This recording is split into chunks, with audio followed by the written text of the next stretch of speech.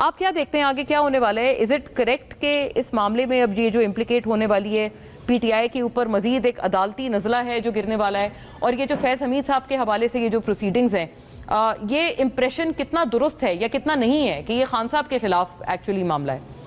دیکھیں اس وقت جو بھی امپریشن بن رہا ہے حالات حکومت کے لیے سازگار ہیں، کیونکہ عدالتیں جو ہیں وہ بظاہر یہ لگ رہا ہے کہ موجودہ حالات میں پی ٹی آئی کو کوئی ریلیف کے دینے کی سچویشن میں نہیں ہے۔ جو جج ہم نے دیکھا ماضی میں 12 جولائی میں جنہوں نے مخصوص نشستوں میں فیصلہ کیا ان کو سائیڈ لائن کر دیا گیا، ایک دو کوئی شامل کیا بینچ میں، لیکن وہ بھی دیکھ کے صورتحال دیکھ کے کیا گیا۔ تو میرا خیال ہے کہ جو آج فیصلہ آیا ہے فوجی عدالتوں میں سویرین ٹرائل کا، اس میں بینچ کی طرف سے بھی ایک سوال اٹھتا ہے کہ جی آپ نے کنڈیشنلی الاؤ کیا ہے، کس قانون کے تحت کوئی لا پوائنٹ سائڈ کیا ہے، کوئی انٹرنیشنل پریسیڈنٹ سائڈ کیا ہے؟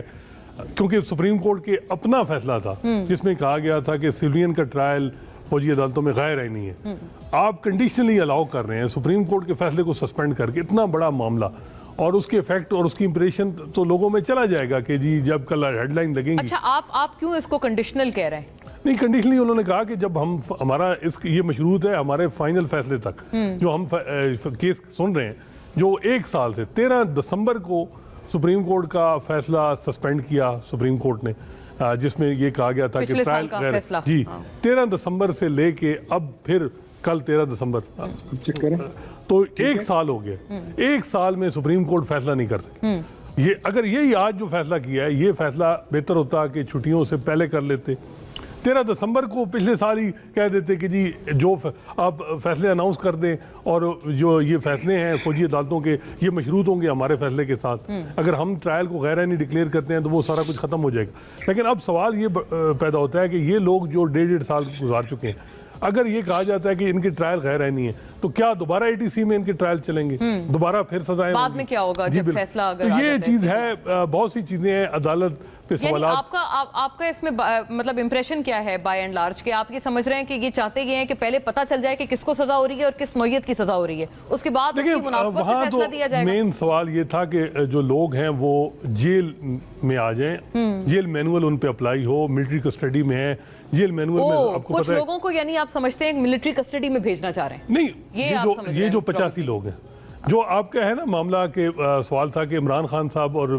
فیض حمید والا معاملہ، وہ ظاہری بات ہے جو چارج شیٹ آئی ہے، چارج شیٹ سے آبجیکٹو تو گین ہو چکا ہے۔ جس دن سے فیض حمید گرفتار یہ کسٹڈی میں لے گئے، ایک پریشر آیا ہے پی ٹی آئی پہ، اور وہ بظاہر یہ لگ رہا ہے کہ اس کا اندازہ حکومت کو بھی ہو گیا ہے کہ اس کے بعد آبجیکٹو بھی حل ہوئی ہیں، ہر طرف سے چیزیں رک گئی ہیں۔ اب یہ ہے کہ وہ چارج فریم ہوا ہے، چارج فریم میں وہ چیزیں ڈالی گئی ہیں جو جس سے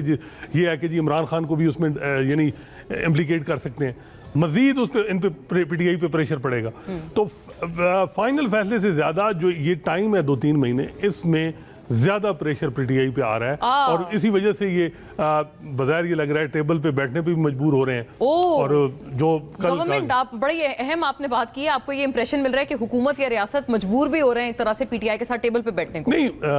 پی ٹی آئی کی میں بات کر رہا ہوں، ریاست کو اور حکومت کو تو اس وقت حکومت کو کیا مسئلہ ہے؟ عدالتیں جو ہے وہ آپ کے سامنے ہے جو کچھ ہو رہا ہے، اور جو بھی تو حکومت اس وقت میرا خیال ہے